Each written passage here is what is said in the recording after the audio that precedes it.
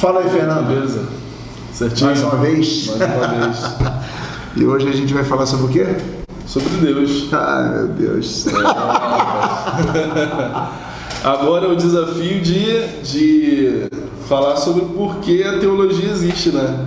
A teologia só existe para responder essa pergunta aí: quem é Deus? Mas, cara, aí é aquela questão, né? É possível falar sobre Deus? Essa é uma pergunta que eu acho que a gente podia começar, né, divagando sobre ela. É possível falar sobre Deus. Falar sobre Deus é possível. Não é possível conceituá-lo, né? A grande questão que a teologia carrega, a grande ambiguidade que a teologia carrega é pelo seu próprio nome. Teologia é o estudo de Deus. Se a gente for radical no sentido de teologia, né? Sim. Então é o estudo de Deus. Só que é claro que já ficou convencionado logo que a galera começou a lidar com essa incapacidade de conceituar Deus, a ideia de que a teologia não é o estudo de Deus. A teologia é o estudo a respeito de Deus, ou o estudo a respeito da revelação de Deus, ou melhor, o estudo da autorrevelação de Deus. Então nunca tem esse acesso direto. Sim. Teologia é o estudo a respeito de Deus, ou o discurso a respeito de Deus, que é como vai colocar o Karl Barth. O Karl Barth prefere a ideia do discurso a respeito dele, porque também tem uma questão aí de testemunho, né? A teologia seria uma ação testemunhal a respeito de Deus, seria uma extensão do testemunho cristão. Então, teologia seria o discurso a respeito de Deus. Sim, eu acho que tem um problema muito grande, né? Que é o problema do... Eu vou voltar ao Barth para falar do Deus totalmente outro, né? O transcendente. Sim. Que é um conceito que marcou muito a minha trajetória no estudo da teologia, que é exatamente essa impossibilidade de acessar. Deus é algo impossível de acessar. Deus eu citei semana passada, né? Deus é o incognoscível, o inconhecível, é o inatingível. Não é possível apalpar, não é possível tocar. Uma vez que não é possível tocar, tudo que nós dizemos sobre Deus pode ser uma mentira a respeito de Deus. Sim, sim.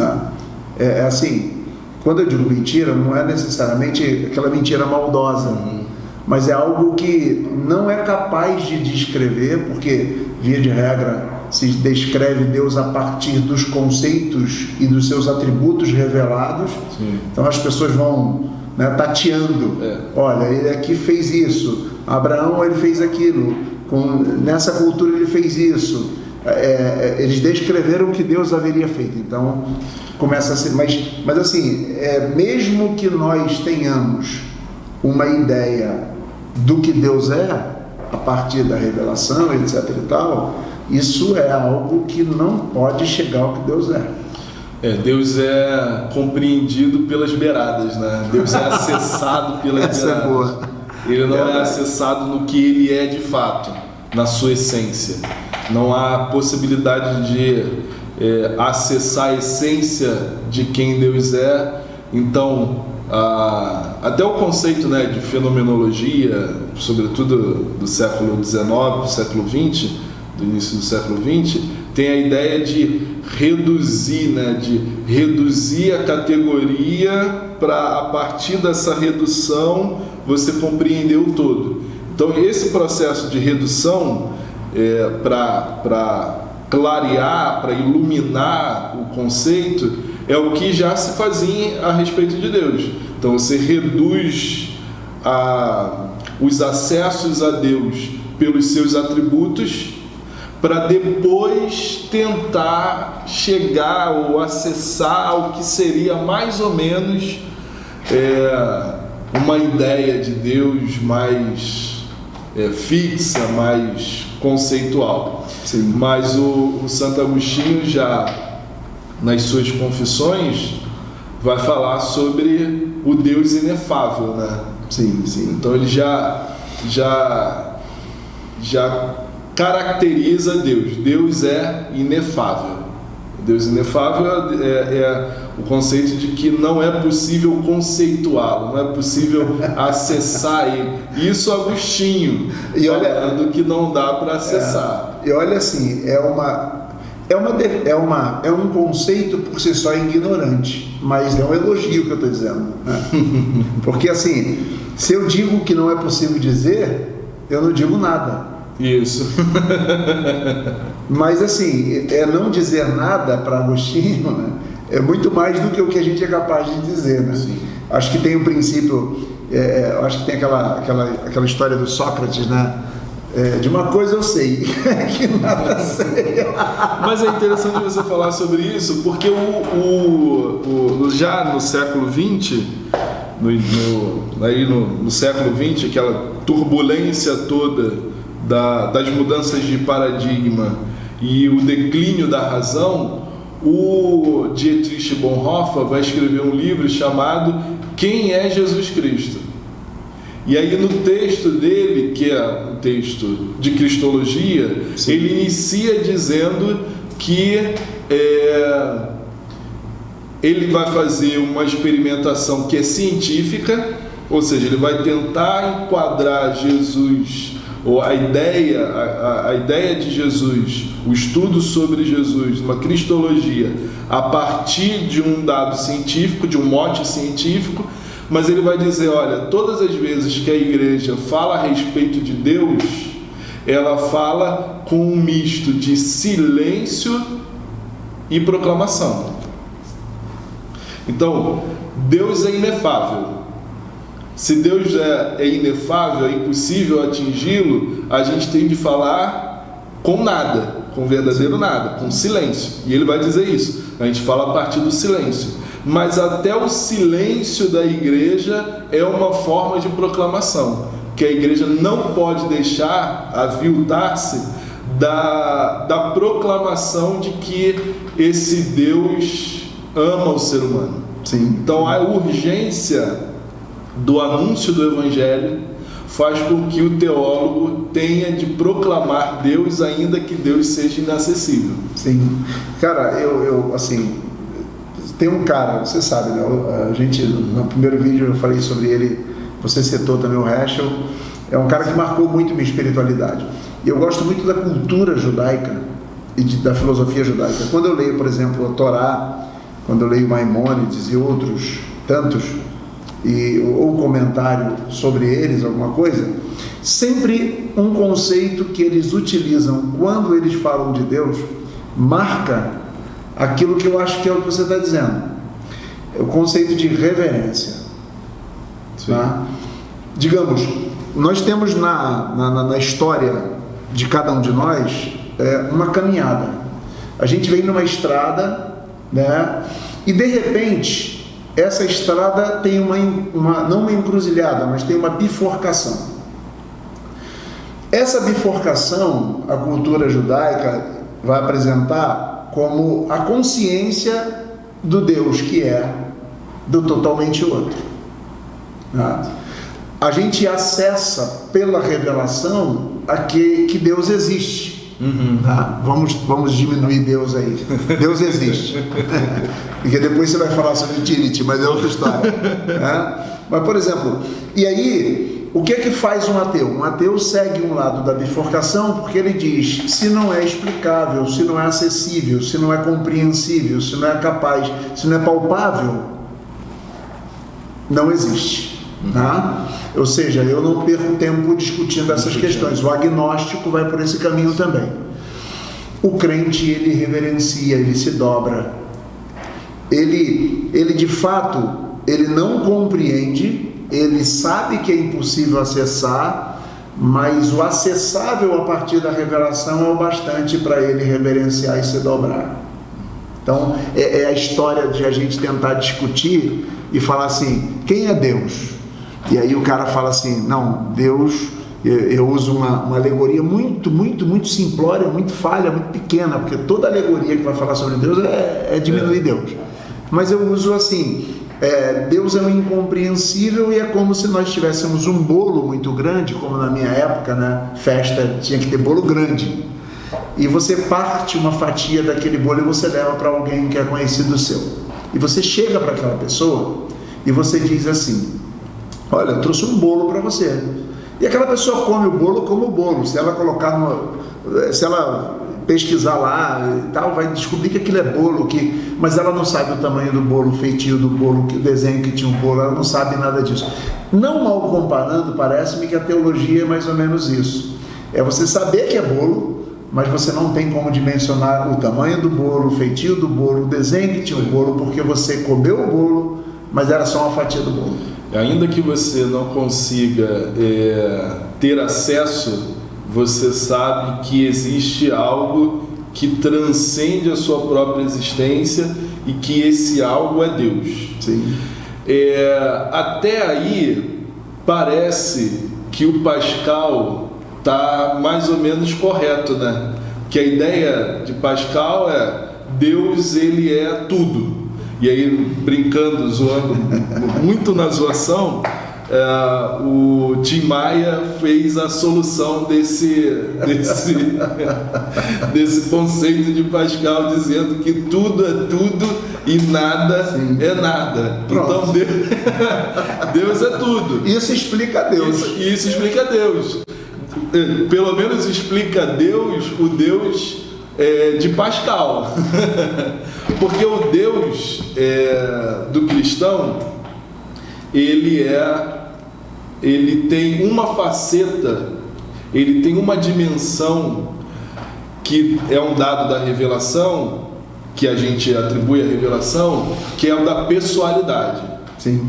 Então, enquanto Pascal caminha para uma consciência das coisas nas coisas, de uma essência na existência e de uma existência na essência, que seria a visão de Pascal, o Deus cristão já tem um atributo que não é quem ele é, mas que caracteriza a nossa relação com ele, que é o da pessoalidade. Então Deus seria entendido a partir da sua relação eu e eu.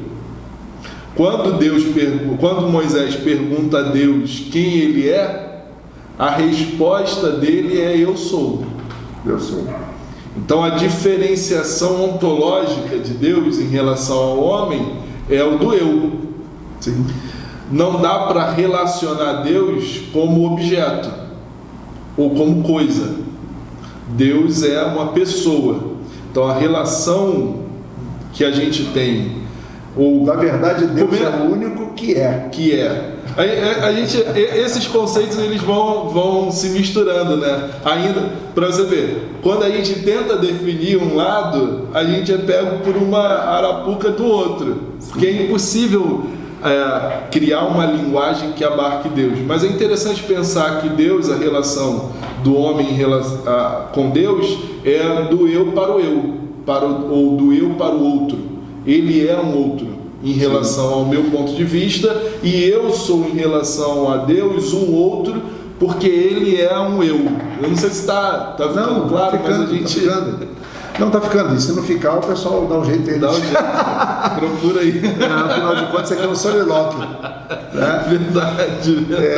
Eu gosto muito de uma fala que também é expressiva para mim nesse sentido, né? E aí eu vou ficar devendo o autor, porque eu estou com 3 autores na cabeça que poderiam ser o autor dessa fala. Então não vou citar nenhum dos 3. Mas que... num dos textos do Ed Renekiewicz, ele vai dizer que a relação com Deus é uma relação, citando essa outra pessoa, né? É a relação do isto, ele. Ou seja, nós nos coisificamos. Sim, e nos construímos a partir daquele que é. Sim. Né? Porque essa é a questão. né? Até é a grande discussão. Eu acho que existe um problema sério na teologia, e que eu acho que a gente vai conversar um pouco sobre isso também, que é o problema de nós partirmos para pensar teologia de Deus. Sim. Bem, não há problema nenhum em partir de Deus, né? O problema é que quando nós partindo de Deus, nós esbarramos na questão da existência. Ou seja, filosoficamente, é um conceito filosófico. O que não se prova a existência, não se prova a inexistência. O que não se prova a inexistência, não se prova a existência. Discutir a existência de Deus é algo que não está em questão, né? Você pega o texto sagrado, no princípio criou Deus, no princípio ele era e tal, aquela coisa toda. Então você tem uma pressuposição de um ser que é o Criador, que é o sustentador. O Langston vai dizer... definição do Langston. A definição de Langston, que é um conceito muito usado no nosso meio, Deus é o Espírito perfeitamente bom, que em santo amor cria, dirige e sustenta o universo. Para quem vai fazer concílio, vai participar. É isso aí. Se for no meio batista... Falou isso aí? Estava no lado. Né? E aí você tem... Se você encarar o problema de verdade, tu é reprovado. Agora, se encarar o problema exatamente, a partir da definição de Langston, você acertou. Porque se você começar já a pensar, Deus é espírito, o que é espírito? Né? Você vai tentar definir, mas perfeitamente bom. Aí já trava tudo. Já tem vários problemas. Já tem problemas infindáveis e insolucionáveis. Sim, claro. Né? Porque se Deus é perfeitamente bom, porque o mal existe, já é uma luta. Eu acho que não é essa a nossa temática, mas voltando à questão de Deus, né? Então a gente olha para Deus e fala assim: Deus não existe. Não é possível provar a existência. Como eu li teologia sistemática dos caras falando sobre argumento ontológico, sobre a existência, argumento disso, argumento daquilo, que são idiotizações de algo que não pode ser idiotizado, né? Você fica, como é que você senta com alguém para provar que Deus existe? Aí a gente vai para aquilo que o Tillich, que eu acho que é o que você cita muito, que Deus é. E aí... O Tillich, ele vai dizer, né, que Deus é um ser em si mesmo. Eu até separei a citação, que é para poder dar referência do Tillich, que alguns dizem que inventaram o conceito. Não, tem muitos. Tem uns que escrevem livros e pregam sermões sobre célula tronco, né? E o cara fala como se aquilo saísse da cabecinha dele. Nunca leu em lugar nenhum. Tem os pastores que falam que Deus é, mas não dizem que é o Tillich que disse, né? Vai lá. Mas e aí o Tillich vai dizer que ele é o ser em si mesmo, para além da essência e da existência. Assim, ele diz: argumentar em favor da existência de Deus é o mesmo que negá-lo. E aí ele afirma: Deus não existe, Deus é. Está lá na página 213. Na página 213 do Tillich, da sistemática, está lá escrito essa grande definição, porque é justamente o modo como o Tillich vai acessar a ideia de Deus é respondendo a uma questão que é do seu momento e que perdura até os nossos dias, que é a existência de Deus, se Deus existe ou não. O Nietzsche, grande filósofo alemão, ele vai acessar a ideia da existência de Deus, ou negar a existência de Deus, não pela ideia de existir ou não existir, mas pela ideia de morte. Então ele vai tomar aquela grande figura da crucificação de Jesus e colocar na boca do Zaratustra o seguinte: nós matamos Deus, Deus morreu. Sim. E quem matou Deus fomos nós. Sim. Esse episódio da cruz seria a redução de toda a possibilidade de argumentar a existência humana a partir daquilo que foi morto. Então acabaram as grandes narrativas. Quando Tillich define ou acessa Deus pela não definição, pela não tentativa de comprovação da sua existência, ele está respondendo a essa questão fundamental da modernidade, que é se Deus existe ou se Deus não existe, se Deus está morto ou se ele ainda vive, né? Dizer que Deus é a essência de si mesmo é justamente dizer que é impossível matá-lo. Sim. Deus não morre, Deus é infinito, Deus é porque é eterno. Sim. Porque não tem princípio de dias e nem fim de existência, como vai dizer o escritor de Hebreus lá, se referindo a Melquisedeque. Sim. Assim, a gente pode olhar para isso tudo, ou voltar para o Nietzsche, né? Porque o Nietzsche é uma figura singular. Não só o Nietzsche, eu diria da modernidade, né? Mas esses filósofos da crise, né? Todos eles são singulares. Mas o Nietzsche é singular por causa da morte de Deus. Inclusive fizeram um filme, né? Eu acho que o filme faz uma leitura a partir de uma fala.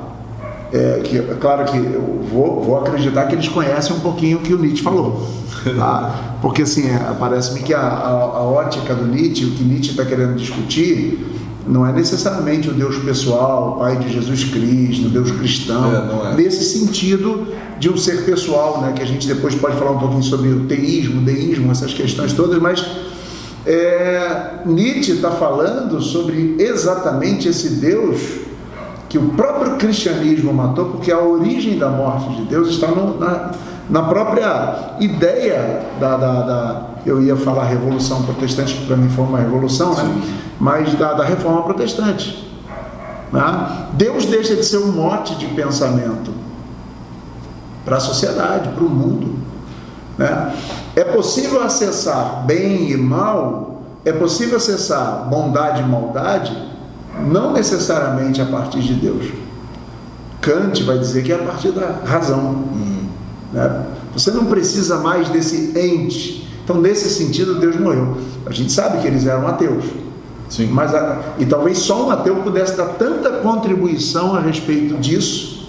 Sim. Porque ele tem uma visão de uma lógica absolutamente. Se a gente ficar lendo os grandes cristãos, né, os filósofos cristãos, se a gente ficar lendo René Descartes, beleza, que maravilha, a gente vai concordar com ele. Mas ele joga uma crise. Mas de fato pensar a respeito dessa sociedade que ele está pensando, não necessariamente sobre a pessoalidade de Deus, não necessariamente sobre esse ser espiritual, né?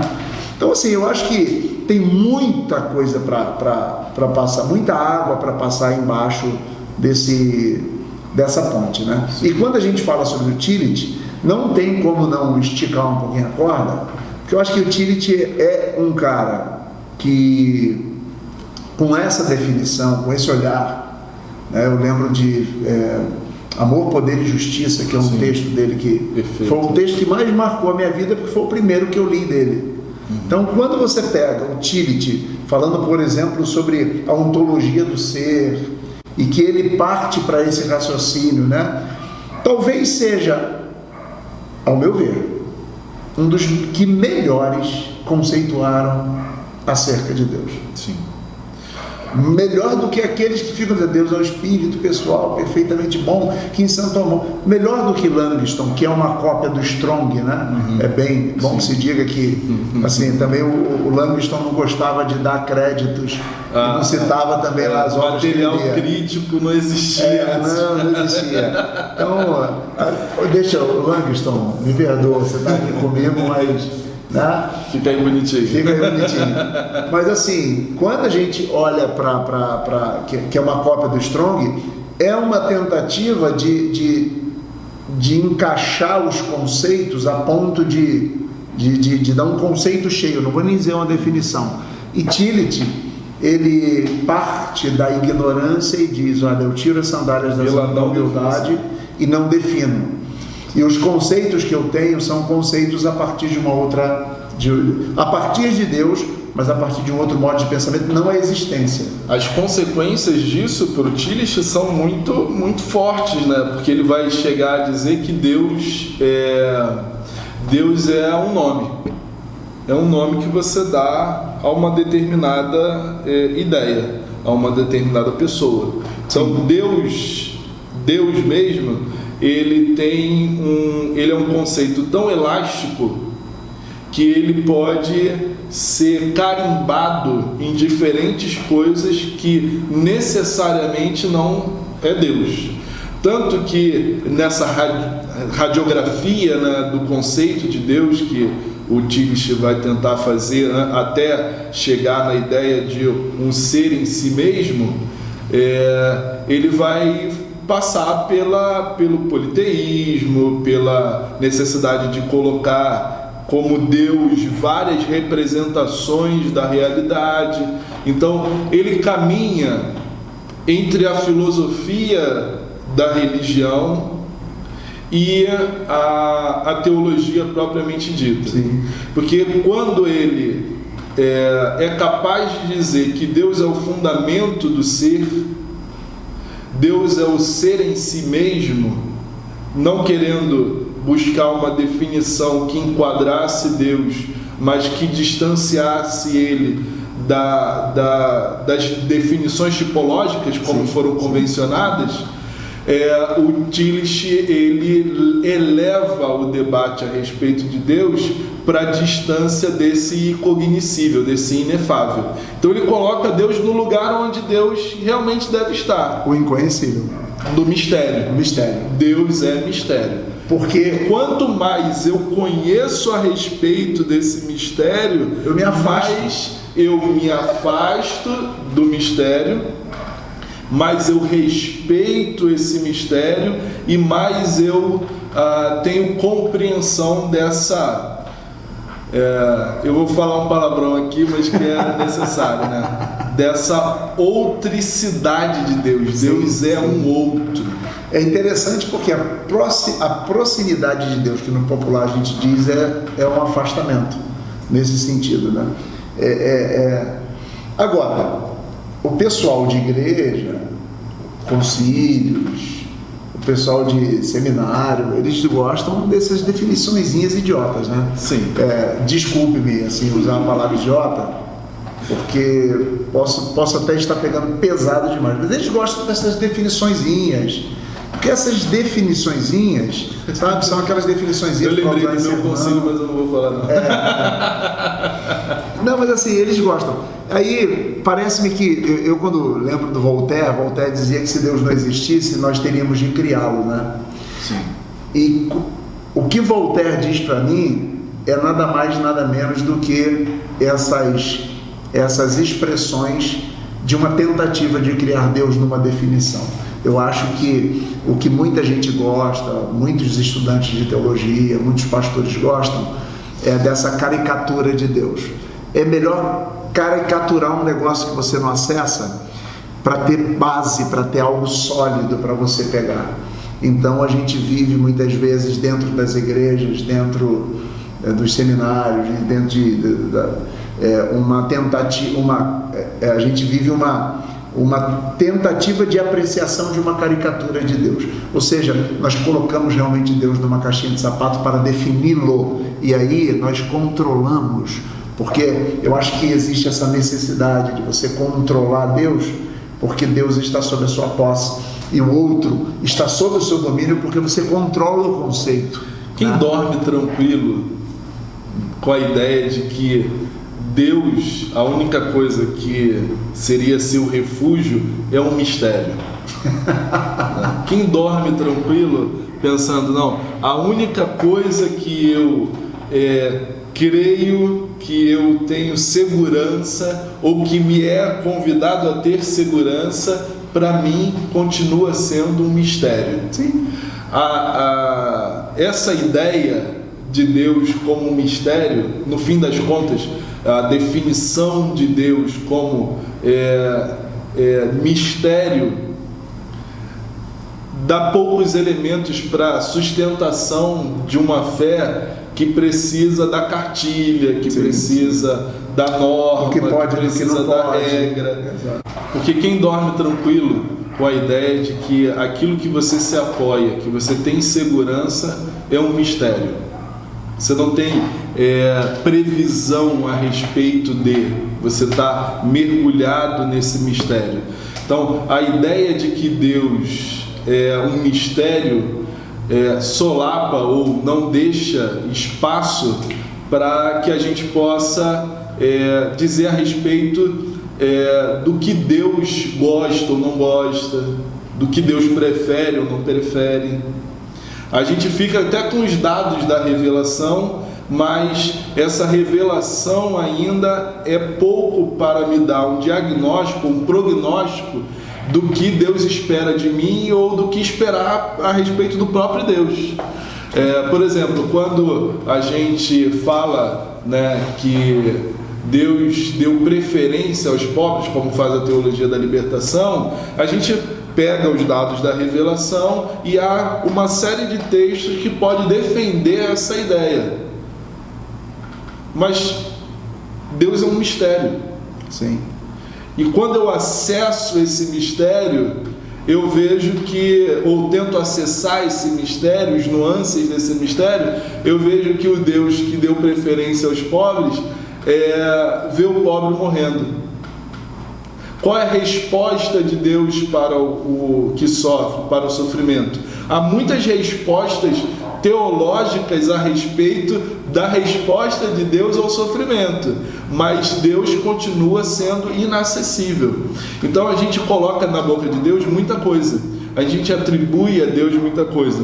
E o Tillich, ele vai dizer isso: tudo que é essencialmente mistério não pode perder o seu caráter de mistério, ainda que haja, e ele vai dizer, sim, ainda que haja a revelação do mistério, ele continua sendo mistério.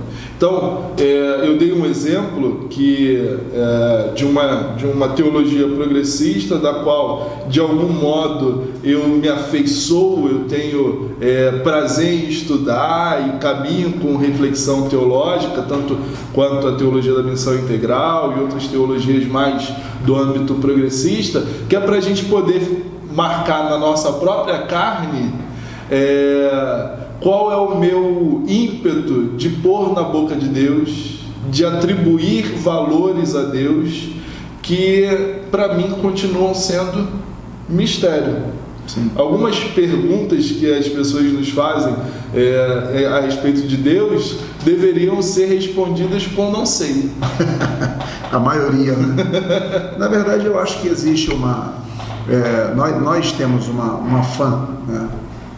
Eu acho que sempre foi de toda a humanidade em todos os tempos, mas principalmente depois dessa revolução de conhecimentos, desse cientificismo, né, que seria a resposta para os problemas do homem, não foram, mas era uma promessa.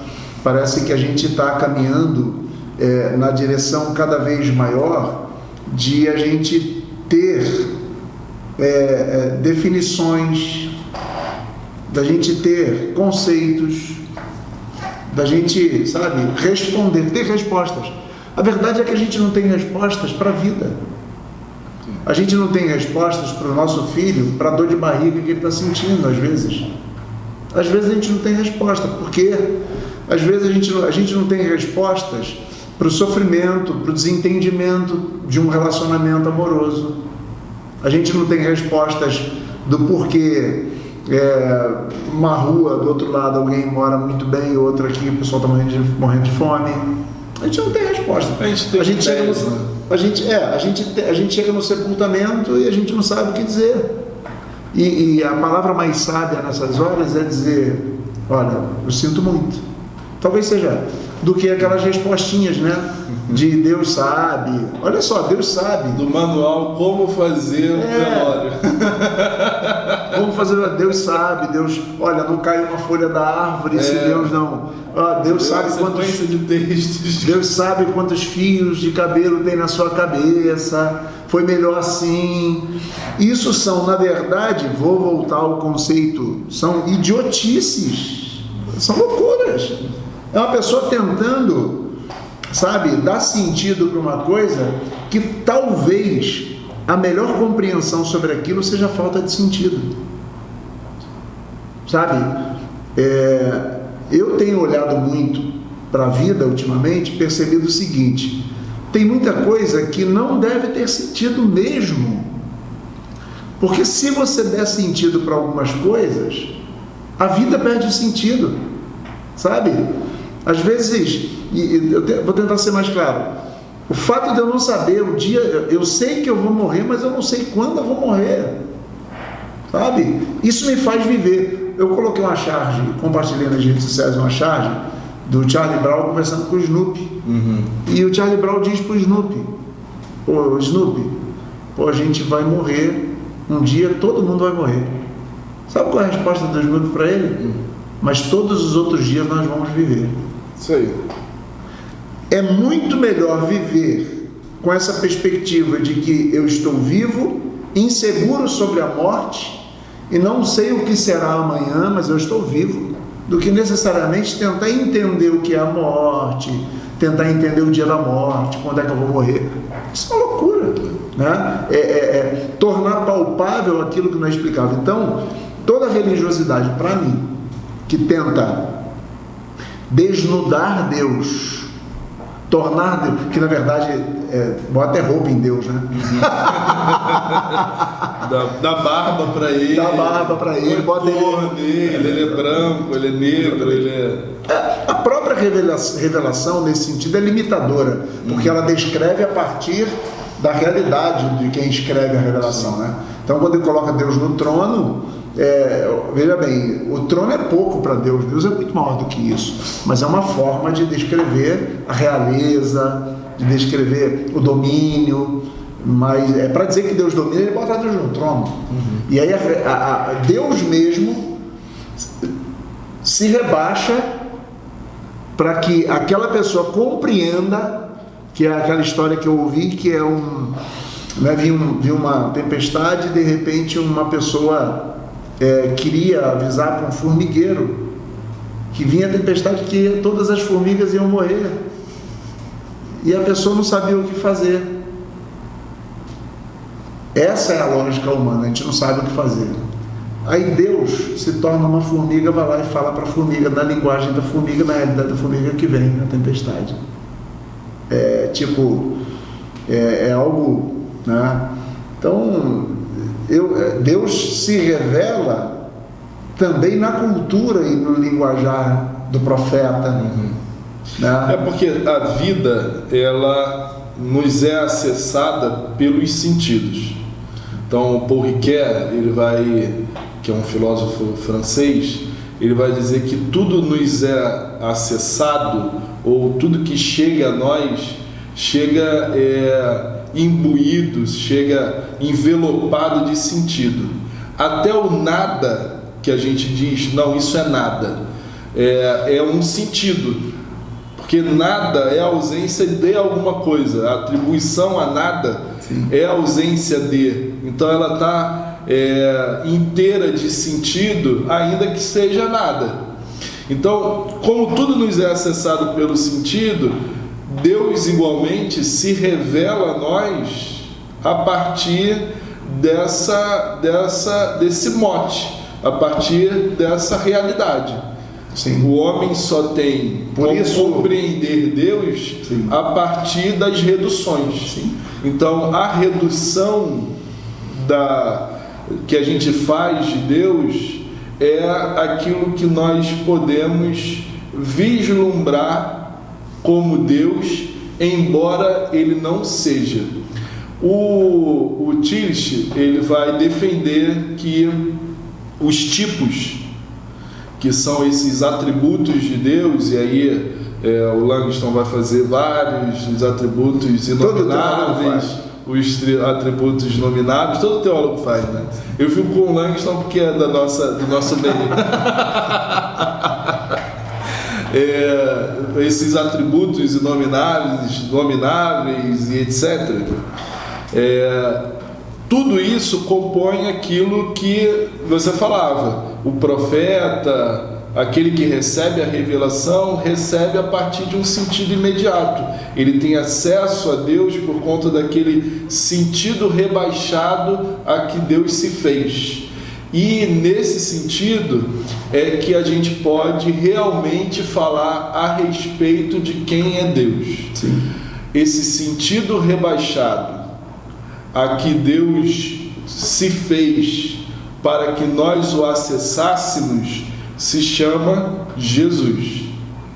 Então, quando Paulo diz que Jesus é a imagem perfeita do Deus invisível, ele está dizendo que na humanidade, no homem, Deus se rebaixou a tal ponto que ele pudesse nos ser acessível. Só que existe uma outra questão de fundo quando Deus encarna no homem e não no burro de Balaão. Sim. Ou numa outra criatura, num animal. Bem, então a gente deixa. Dá uma paradinha. Acho que o que você falou é muito profundo, né? E é essencialmente importante para toda a ideia de Deus olhar a partir do Cristo e dessa revelação. Então a gente deixa para um próximo vídeo. Vamos, o que você acha? Depois a gente termina essa. Porque é muito bom falar sobre Deus, sobre Jesus, sobre a revelação, e a gente caminha para a próxima. Então valeu. Então, um abraço, estamos juntos. Até semana que vem. Até semana que vem.